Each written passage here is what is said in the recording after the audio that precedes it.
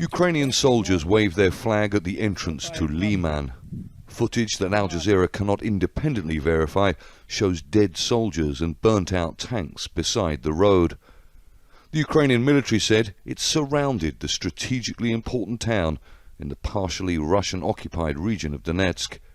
Hours later, the Russian military said it had been forced to retreat. Ukrainian forces celebrated pushing Russian forces out of one of a number of villages in the surrounding area. Ukrainian soldiers and volunteers evacuated more civilians from the frontline town of Bakhmut that has come under increasing Russian shelling in recent weeks.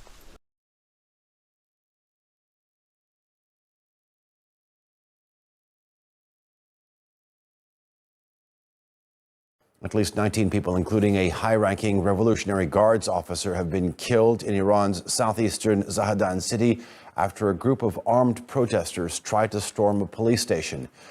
Iranian officials have called it a terror attack, while state media said that unidentified gunmen opened fire at a police station. At least 60 people have now been killed in the Middle Eastern nation, which is facing widespread protests and unrest.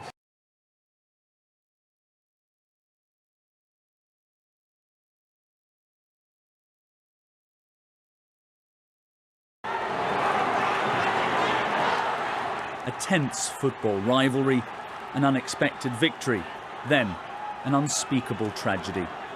As a match between Indonesian sides Arema FC and Persebaya Surabaya in the city of Malang drew to a close, Arema's fans, who'd just seen their side lose this fixture for the first time in 23 years, ran onto the pitch. They clashed with police. Players too were reportedly attacked. Amid the chaos, police fired tear gas. That in turn caused panic, then a stampede in which scores of people were crushed to death.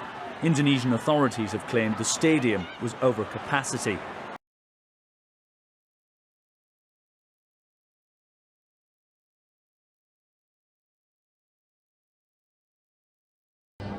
A long-standing maritime border dispute between Lebanon and Israel may be close to being resolved. A written proposal is now on the table. It's based on years of intermittent and indirect negotiations mediated by the United States. A deal would be a rare diplomatic breakthrough between enemies that would unlock valuable underwater resources. But it would also position the Eastern Mediterranean as an energy hub, supplying Europe as it seeks replacements for Russian gas.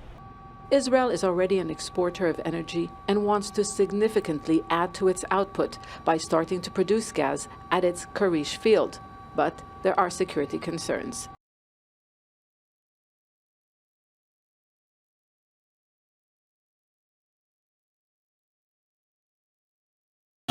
Angry demonstrators in Burkina Faso have attacked the French embassy in the capital, Ouagadougou. They were protesting in support of the country's new military leader, Ibrahim Traoré, and accused France of harbouring interim President Lieutenant Colonel Paul-Henri Sandaogo Damiba, who was ousted on Friday. The whereabouts of Damiba is unclear, but French authorities deny any involvement.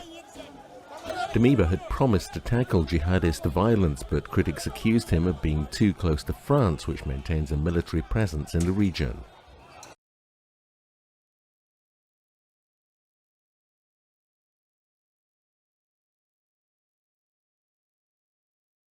Tonight, 7 Americans detained in Venezuela are on their way home after a rare prisoner swap with Venezuelan President Nicolas Maduro's government. President Biden calling it part of his unflinching commitment to keep faith with Americans held hostage around the world.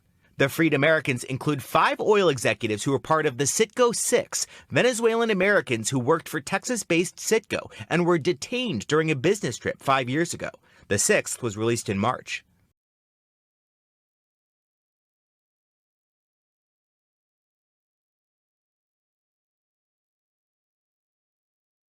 Zimbabwe has been experiencing daily 18-hour power outages for the past few weeks.